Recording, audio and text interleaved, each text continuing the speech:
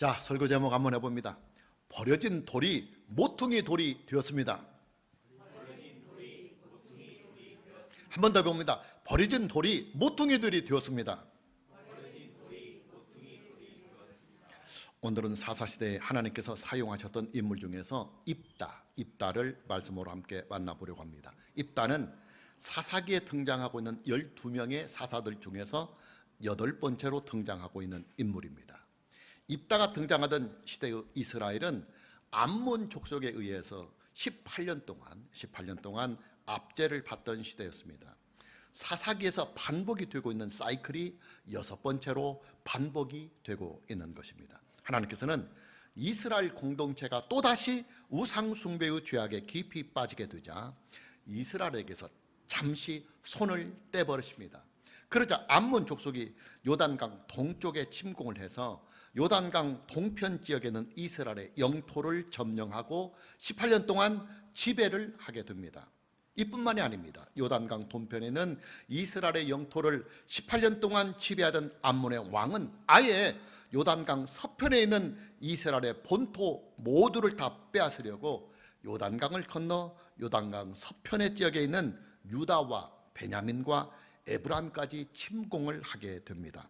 이스라엘 공동체에 또다시 전쟁의 큰 위기가 닥치고 있는 것입니다. 문제는 이스라엘 공동체 안에는 이 암몬 족속의 침략에 맞서서 싸울 만한 용사가, 장군이 전혀 없었다고 하는 이 사실입니다. 여러분, 고대 시대의 전쟁은요, 왕 대 왕의 싸움이요, 또 장수 대 장수의 싸움입니다. 그러게 고대 시대의 전쟁은 왕이 직접 전쟁에 참여해서 모든 군대를 진두지휘를 하고 또 왕의 명령을 받은 장수, 즉 군대 장관이 선두에서 전투를 지휘합니다. 당연히 고대 시대의 전쟁은 군대를 선두에서 진두지휘를 할 수 있는 장수가 반드시 있어야 합니다. 장수가 없는 군대는 오합지졸이 될 수밖에 없는 것입니다. 이스라엘을 침공해온 암몬의 군대는 왕이 직접 모든 군대를 진두지휘를 하면서 사기가 충천해 있었습니다. 그러나 이스라엘 공동체는 군대 자체가 조직적으로 편성이 되어 있지 못할 뿐만 아니라 군대를 지휘하는 장수마저도 전혀 없는 실정이었습니다. 입다는 바로 이런 시대적인 배경 속에서 사사시대의 역사에 등장을 하게 됩니다. 입다는 길앗 가문에 속한 어떤 남자와 기생 사이에 태어난 사람입니다. 길앗 가문은 입다를 그들의 형제로 인정을 해주지 않고 입다를 길앗 가문에서 추방을 합니다. 입다는 이방 땅인 돕 땅에 거주를 하면서 요즘의 표현대로 하면 백수 건달들과 친근하게 어울리게 됩니다. 입다는 돕 땅에 거주하는 잡류들, 이 백수 건달들하고 함께 어울리면서 주로 전투 수행을 열심히 길렀던 것으로 보여집니다. 그리고 입다의 이런 전투적인 능력은 소문에 소문을 타서 길앗 장로들에게까지 들어가게 됩니다. 암몬 족속의 침략에 맞서서 싸워야 할 장수가 절대적으로 필요했던 길앗 가문은 이제 장로들을 파견해서 입다에게 오히려 도움을 청하게 됩니다. 이스라엘의 장수가 되어서 암몬 족속을 물리쳐 달라고 말입니다. 길앗 장로들의 청원을 받은 입다는 과거의 섭섭함보다는 동족의 안전이 더 중요하기 때문에 길앗 장로들의 청원을 수락하게 됩니다. 이때부터 입다는 이스라엘을 구원하는 사사로서의 직무를 가지고 암몬 족속과 전투를 벌이게 됩니다. 결과가 어떻게 되었느냐? 본문 32절과 33절 말씀을 보면 이에 입다가 암몬 자손에게 이르러 그들과 싸우더니 여호와께서 그들을 그의 손에 넘겨주심에 아로엘에서부터 민릿에 이르기까지 20성읍을 치고 또 아벨 그라밈까지 매우 크게 무찌르니 이에 암몬 자손이 이스라엘 자손 앞에 항복하였더라.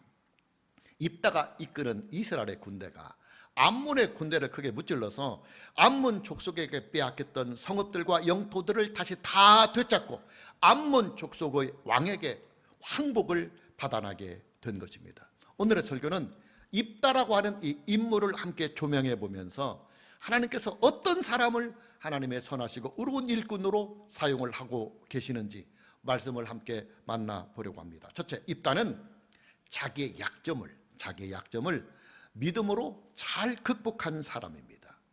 입다는 사생아입니다. 그의 아버지가 기생과의 사이에서 낳은 아들입니다. 본문 1절 말씀을 보면 길르앗 사람 입다는 큰 용사였으니 기생이 길르앗에게서 낳은 아들이었고 그랬습니다. 지금 우리가 사용하고 있는 개역 개정 성경에는 점잖은 표현으로 기생이라고 번역을 했습니다. 그러나 가톨릭에서 사용하는 공동 번역 성경에는 기생이라고 번역을 하지 아니하고 창녀라고 번역을 하고 있습니다. 입다를 낳은 그의 어머니는 직업적으로 율락 행위를 하는 여성이었다는 말입니다. 여러분, 이스라엘 민족은요, 가문의 정통성을 아주 귀하게 여기는 보수적인 민족입니다. 길르앗 가문은 므낫세 지파 중에서도 보수성이 아주 강한 가문입니다. 그런 길르앗 가문에서 사생아로 태어난 입다는 어린 시절부터 형제들의 왕따를 받으며 살아가다가 결국에는 땡전 한 푼 유산도 받지 못한 채 길르앗 가문에서 추방을 당하게 됩니다. 본문 2절 말씀을 보면 길르앗의 아내도 그의 아들들을 낳았더라. 그의 아내의 아들들이 자라매 입다를 쫓아내며 그에게 이르되 너는 다른 여인의 자식이니 우리 아버지의 집에서 기업을 잊지 못하리라 한지라. 길르앗에서 쫓겨난 입다는 이방인적인 톱 땅에 들어가서 비슷한 처지에 있는 사람들과 이제 어울리게 됩니다. 본문 3절 말씀을 보면 이에 입다가 그의 형제들을 피하여 톱 땅에 거주하며 잡류가 그에게로 모여와서 그와 함께 출입하였더라 그랬습니다. 여기서 잡류라고 하는 이 말씀은 특별한 직업이 없이 불황자로 떠도는 사람들을 일컫는 말입니다. 요즘으로 말하면 백수 건달이다 그 말이에요. 중요한 것은 입다가 이 톱 땅에서 잡류들과 교류를 하면서 무엇을 하고 있었느냐 하는 이 사실입니다. 입다는 여기에서 자기의 힘을 키워간 것으로 보여집니다. 성경의 기록에는 생략이 되었지만 전후 문맥들을 연결해 보면 입다는 톱 땅에서 열심히 힘을 키우고 있었던 것으로 보여집니다. 어떤 힘을 키워 나갔었느냐? 전쟁을 대비해서 전투 수행 능력을 키워갔던 것으로 보여집니다. 본문 1절 말씀을 보면 길르앗 사람 입다는 큰 용사였으니 기생이 길르앗에게서 낳은 아들이었고 그랬습니다. 본문 1절 말씀을 보면 길르앗 사람 입다는 큰 용사였다고 말씀하고 있습니다. 여기서 용사라고 하는 것은 전쟁이나 전투에서 큰 능력을 발휘하는 장수를 일컫는 말입니다. 입다는 톱 땅에서 잡류들을 이끌어가면서 그 잡류들에게서 전투 능력을 위한 군사 훈련을 함께 시키면서 때를 기다리고 있었던 것으로 보여집니다. 입다의 예상은 적중했습니다. 입다의 고향인 길르앗에 암몬 족속이 쳐들어와서 톱 땅에서 활약하고 있는 입다의 명성을 들은 길르앗의 장로들이 급히 입다를 찾아가서 입다에게 구원을 요청하게 된 것입니다. 본문 5절과 6절 말씀을 보면 암몬 자손이 이스라엘을 치려 할 때에 길르앗 장로들이 입다를 데려오려고 톱 땅에 가서 입다에게 이르되 우리가 암몬 자손과 싸우려 하니 당신은 와서 우리의 장관이 되라. 장수가 되라는 말입니다. 무슨 말이냐? 입다는 그의 출신 내력에 대한 약점과 또 길르앗 가문에서 추방을 당하는 서름을 겪으면서도 자기 인생을 피관하지 않고 때를 기다리며 힘을 키우고 있었다는 말입니다. 그리고 입다의 이런 자기 관리의 능력은 그의 인품이나 자질에서부터 나온 것이 아니라 그의 믿음, 그의 신앙으로부터 나왔다는 말입니다. 입다의 신앙은 그의 이름에서도 충분히 잘 나타나고 있습니다. 여러분, 입다라고 하는 이 이름의 뜻은요, 하나님께서 열어주신다 이런 뜻을 가지고 있는 이름입니다. 입다의 인생을 하나님께서 활짝 열어주셨다는 뜻을 입다라고 하는 이 이름이 가지고 있는 것입니다. 입다의 불행한 인생이 하나님의 은혜로 말미암아 희망의 인생으로 새롭게 태어나는 의미를 입다라고 하는 이 이름이 가지고 있는 것입니다. 성경은 이름을 아주 중요하게 다루고 있습니다. 왜냐하면 한 사람의 이름은 그의 인생을 대변해 주는 상징성을 가지고 있기 때문입니다. 몇 가지만 실례로 들어보겠습니다. 믿음의 조상 아브라함의 원래의 이름은 아브람이었습니다. 그러나 하나님께서는 그에게 새로운 이름을 주셨는데 그 새로운 이름이 바로 아브라함입니다. 이스라엘 민족의 시조인 이스라엘의 이름도 마찬가지입니다. 이스라엘 민족의 시조인 이스라엘의 원래의 이름은 야곱이었습니다.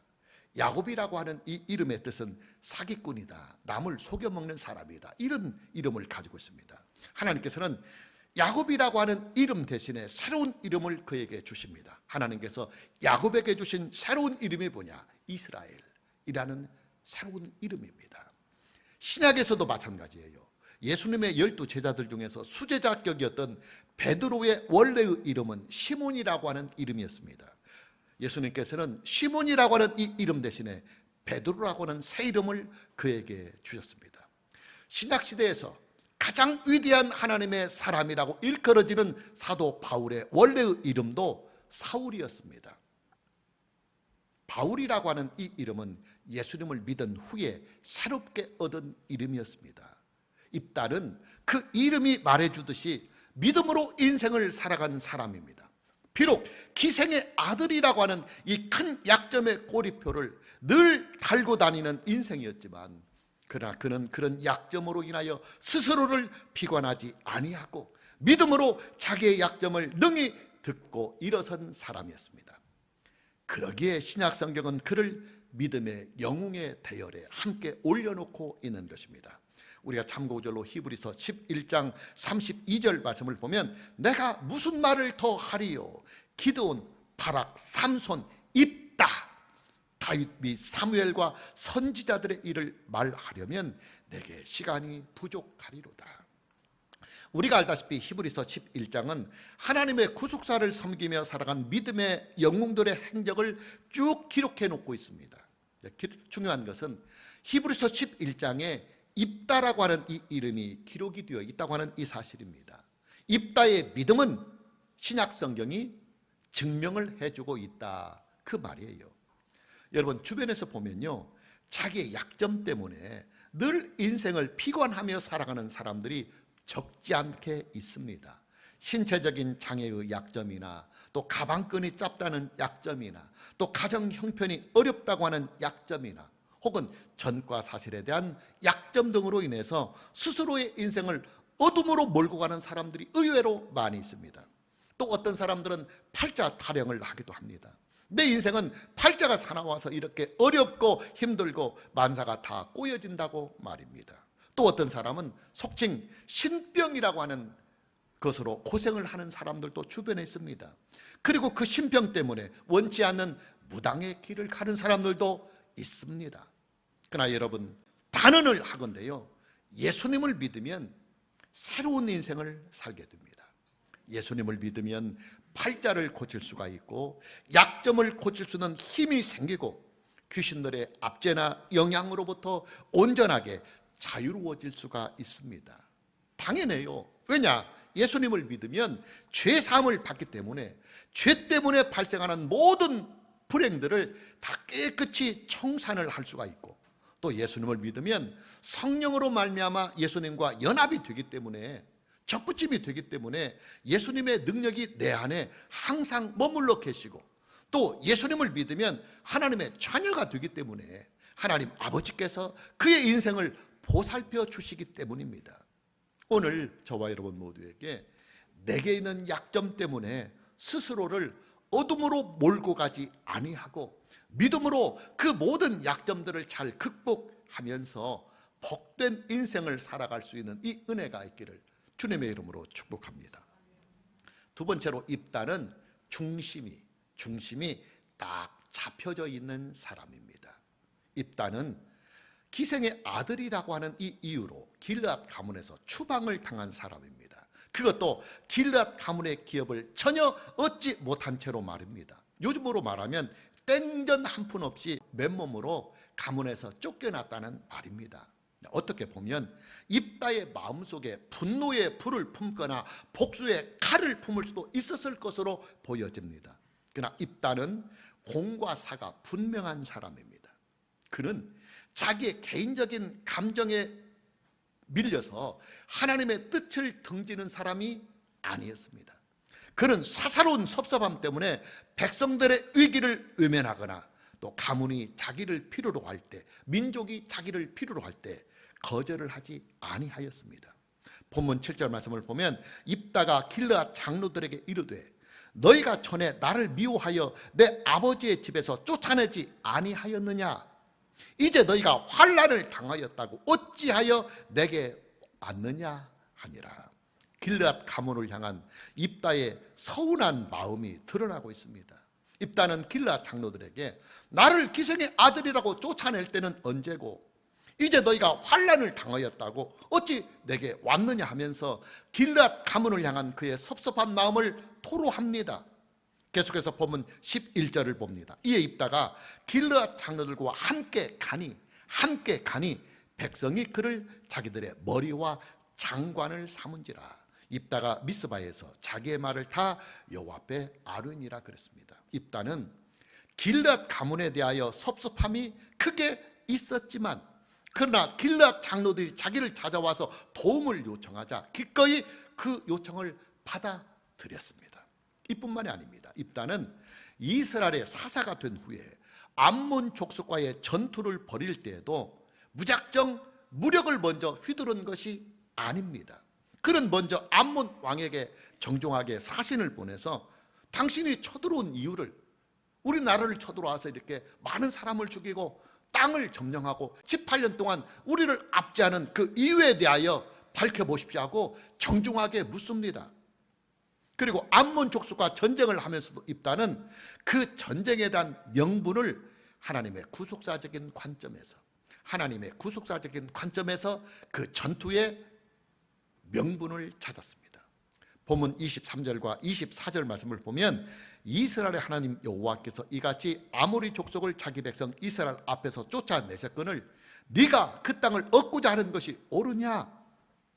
지금 입다가 암몬 왕을 향해서 하는 말입니다. 내 신 크모스가 네게 주어 차지하게 한 것을 네가 차지하지 아니하겠느냐? 우리 하나님 여호와께서 우리 앞에서 어떤 사람이든 쫓아내시면 그것을 우리가 차지하리라. 여러분, 므낫세 지파가 차지하고 있는 요단강 동편의 그 땅은요, 원래 암몬 족속이 오랫동안 살고 있는 땅이었어요. 그러나 하나님께서는 이스라엘 자손들의 가나안 행군에 가는 길을 가로막고 전쟁을 불사르는 암몬 족속을 향하여 명령하셔서 야, 너희가 그 땅을 정복하라, 그렇게 명령을 하셨습니다. 그리고 이스라엘이 정복한 암몬 족속의 그 땅을 므낫세 지파에게 그들의 기업으로 하나님께서 주셨습니다. 입다가 암몬 족속의 왕에게 이스라엘을 침략하는 이유를 묻자 암몬 왕은 이렇게 대답합니다. 야, 이 땅 원래 우리 땅이야. 우리가 조상 대대로 오랫동안 이 땅에서 살아온 땅이야. 너희들이 빼앗았지 아니하느냐. 그래서 우리가 힘을 길러서 다시 뺏긴 땅 우리가 다시 되찾으러 왔어. 뭐가 잘못됐냐? 이렇게 지금 암몬 왕이 입다에게 묻습니다. 여기에 대하여 입다는 분명하고도 단호하게 맞습니다. 입다는 이스라엘 자손들이 암몬의 땅을 정복한 그 일은 사사로운 이기주의에서 나온 일이 아니라 하나님께서 죄악을 심판하시는 그 일을 자기들에게 맡겨서 이스라엘 자손들이 하나님께서 암몬 족속을 심판하는 그 일을 대행한 일이다, 이렇게 말을 합니다. 동시에 입다는 이스라엘 자손들이 암몬의 땅을 정복한 그 일에 대해서도 그 일은 암몬의 땅의 원래의 참 주인이신 하나님께서 이스라엘 자손들에게 기업으로 주신 땅이다, 이렇게 선포를 하고 있는 것입니다. 여러분, 입다는요 중심이 딱 잡혀있는 사람입니다. 입다의 중심이 뭐냐? 크게 두 가지입니다. 첫째는 하나님의 구속사를 믿는 신앙이 입다의 중심이었고, 그리고 동시에 두 번째는 백성을 사랑하는 마음이 그의 중심이었습니다.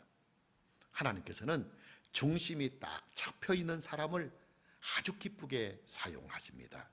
그게 어떤 중심을 가지고 있는 사람을 쓰시느냐? 그게 두 가지입니다. 첫째는 하나님의 구속사, 예수 그리스도 안에서 세상을 구원하시는 하나님의 그 구속사를 견고하게 믿는 그 믿음을 가진 사람, 그리고 둘째는 마음속에 백성을, 이웃을, 가족을, 형제를, 나라를 사랑하는 마음이 있는 사람을 하나님께서는 기쁘게 사용을 하십니다. 오늘 저와 여러분 모두에게도 중심을 잘 잡아서 하나님께서 우리를 기쁘게 사용하시는 이런 놀라운 은혜가 있기를 주님의 이름으로 축복합니다. 셋째로, 입다는 항상 성령을 의지하는 사람이었습니다. 본문 29절 말씀을 보면 이에 여호와의 영이, 즉 성령이 입다에게 임하시니 입다가 길르앗과 므낫세를 지나서 길르앗의 미스베에 이르고 길르앗의 미스베에서부터 암몬 자손에게로 나아갈 때 그렇습니다. 자, 전쟁을 하려면 가장 먼저 군사가 있어야 해요. 아무리 뛰어난 용병수를 가지고 있는 장수라 할지라도 장수 혼자서 몇십만 대군을 향하여 전쟁을 할 수는 없는 것입니다. 입다는 이스라엘의 사사로 임명이 되자마자 이스라엘의 각 지역을 돌아다니면서 자기와 함께 암몬 족속을 향해서 싸울 수 있는 군사를 소집합니다. 하나님께서는 입다에게 성령의 감동을 주셔서 군사를 소집하는 그 일을 크게 도와주십니다. 여러분, 말이라고 하는 것은요, 사람을 움직일 수 있는 힘이 있어야 합니다. 더군다나 입다는 지금 암몬의 군대와 맞서서 전쟁터에 나갈 이스라엘의 군대를 소집하는 일을 하고 있습니다. 그 일을 말로 하는 것입니다. 각 지역을 돌아다니면서 의로운 그리고 선한 젊은 사람들에게 말로 감동을 주어서 나라와 민족을 위하여 한 목숨 던져서 우리가 함께 나라와 민족을 구원하는 일에 함께 참여하자고 지금 군사를 모으는 일을 하고 있습니다. 그러니 입다의 말이 얼마나 중요하겠습니까? 하나님께서는 입다가 이스라엘 백성들에게 군사를 소집하기 위하여 외칠 때마다 단순히 그 외침이 입다의 인성이나 입다의 말주변에서 나오는 말이 아니라 성령을 충만하게 하셔서 성령의 능력이 쏟아지는, 성령의 능력이 함께하는 말로 외치게 하셨습니다. 당연히 그 효과는 만점으로 나타나게 됩니다. 왜냐? 입다의 외침은, 그리고 입다의 말은 입다의 말의 능력이나 말의 기술에서 나오는 것이 아니라 성령의 감동으로 말미암아 나오는 말씀이기 때문입니다. 여러분, 성경 말씀이요, 성경 말씀이 왜 우리를 감동하고 우리를 변화시키며 우리에게 믿음을 주고 우리를 회개시키며 우리를 구원하게 만들고 우리를 하나님과 하나 되게 만듭니까? 성경 말씀은 단순히 문자로 기록이 된 것이 아니라, 사람의 말이 아니라, 비록 사람이 기록을 하였지만 사람이 기록한 이 문자와 이 글에 성령의 감동이, 하나님의 영이 함께하기 때문입니다. 그렇기 때문에 우리가 성경 말씀을 만날 때에 하나님의 능력이 우리에게 임하고 하나님의 영이 우리에게 임하여서 우리가 변화가 되고 새로운 사람이 되고 우리에게 치유가 일어나고 구원이 일어나고 주의 문제가 해결이 되고 우리에게 믿음이 생기면서 예수 그리스도를 믿을 수 있는 은혜가 성경 말씀을 통하여 주어지는 것입니다. 사도행전을 보면 오순절 성령의 강림 사건으로 말미암아 성령의 충만함을 받은 사도들이 예수 그리스도의 복음을 전하게 될 때 엄청난 역사들이 일어나게 됩니다. 지난번에도 말씀을 드렸지만 렌스키라고 하는 주석학자는 사도들로 인하여 구원을 받은 초대교회 예루살렘 교회의 성도들의 숫자가 약 2만 명에서 2만 5천 명이 될 것이라고 추산을 하고 있습니다. 그런 엄청난 역사들이 무엇으로 말미암아 일어나게 되었느냐? 성령의 역사를 통해서, 성령의 역사를 통해서 일어났습니다.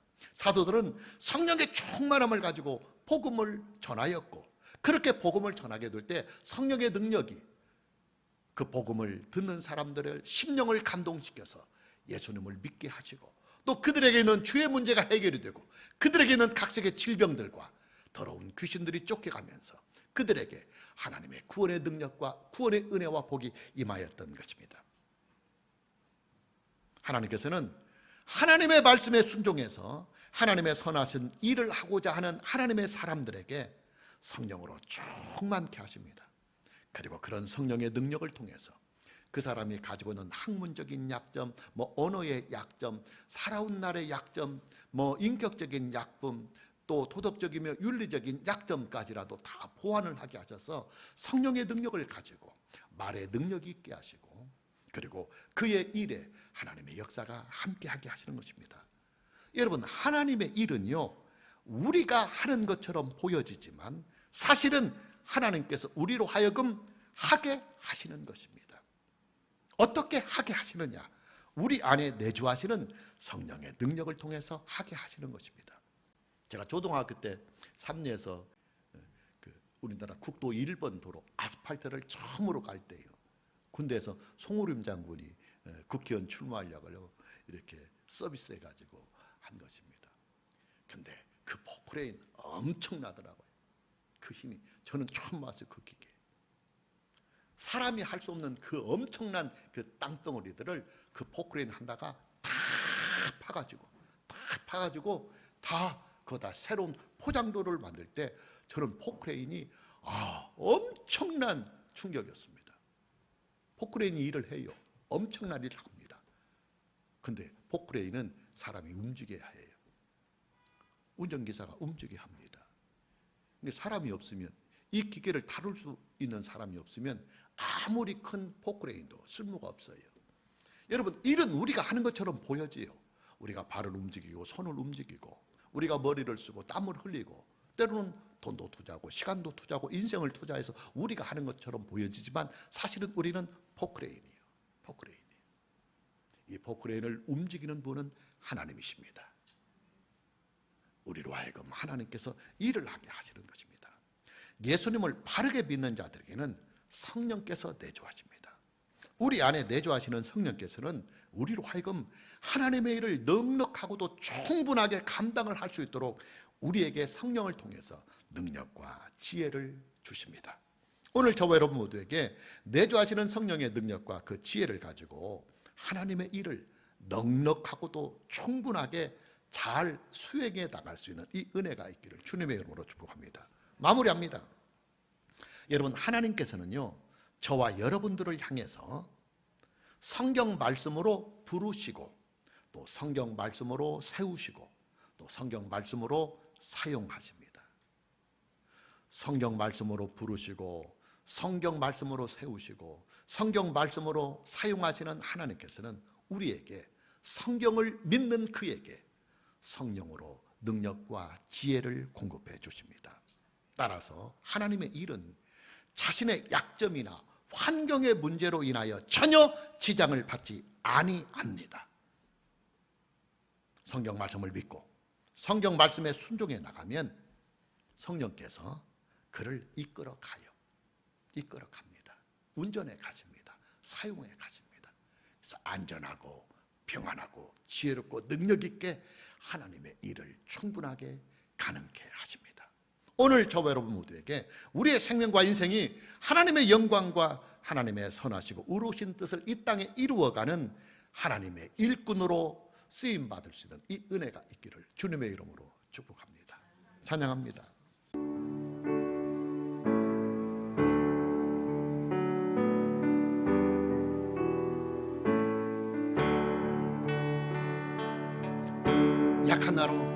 약한 나로 강하게 가난한 날 구하게 눈먼 날 볼 수 있게 주내게 하셨네.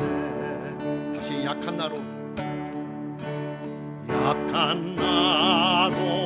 강하게 가난한 날 구하게 눈먼 날 볼 수 있게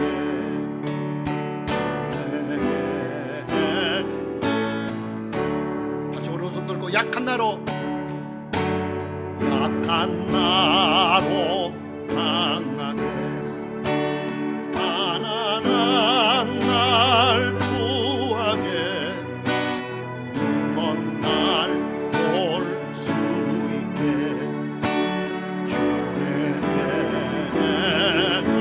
하셨네. 약한 나로 강하게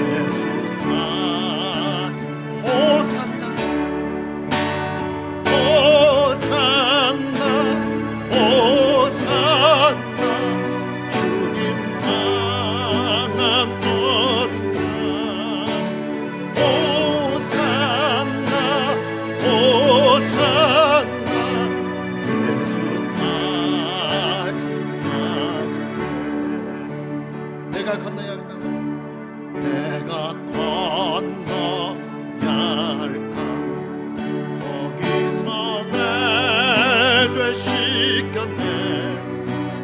이제 주의 사랑이 나를 향해 그래. 깊은 강에서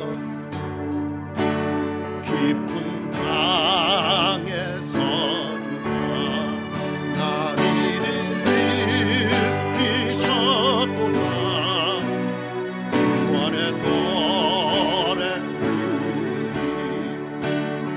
예수 자유 주셨네. 두 손 높고 들고 호산나 호산나 호산나 주님 당한 어린 양. 호산나 호산나 예수나. 호산나 호산나 호산나 죽임 당한 어린 양. 호산나 호산나 예수 다시 두 손 들고 호산나 호산나 호산나 죽임 당한 어린 양. 호산나 호산나 예수 다. 한 번 더 고백합니다. 호산나 호산나 호산나 죽임 당한 어린 양. 호산나 호산나 예수 다시 사셨네. 예수 다시 사셨네.